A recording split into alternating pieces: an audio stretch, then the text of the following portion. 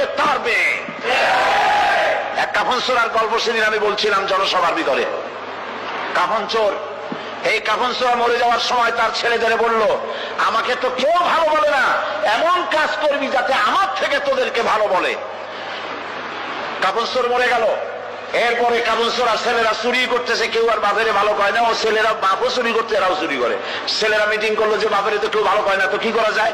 শেষ পর্যন্ত তারা এক কাজ করলো নতুন করে, শুধু কাপড়ই তারা চুরি করে না, কাপড়টা চুরি করে লাশটার গলায় দড়ি বাঁধিয়ে গাছে ঝুলাইতে আরম্ভ করলো। লোকেরা বলা করলো, বলা আরম্ভ করলো, এর থেকে তোর বাপ ভালো ছিল।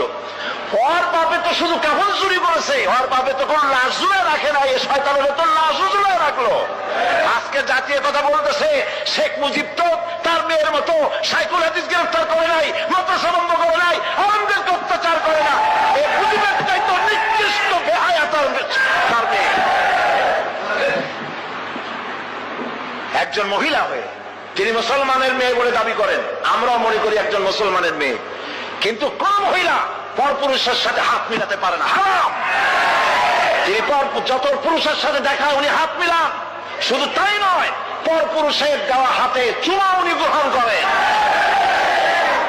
আমি পল্টনে বলেছিলাম, পার্লামেন্টে আমি বলেছি তার সামনে, আপনি মুসলমান, যেই কপালটা দিয়া কাবা শরীফে সেজদা করছেন, যেই কপালটা দিয়া মদিনায় সেজদা করেছেন রাসূলুল্লাহর রওজায়, রাসূলুল্লাহর মসজিদে, সেই কপালটা নিয়ে কলকাতায় গেলেন, আর কাফের গুজরাল আপনার কপালে যখন হাত দিল তিলক পরাবার জন্য, কেন আপনি বলতে পারলেন না, বেয়াদব, আমি মুসলমানের মেয়ে, আমার গায়ে তুই হাত দিতে পারিস না।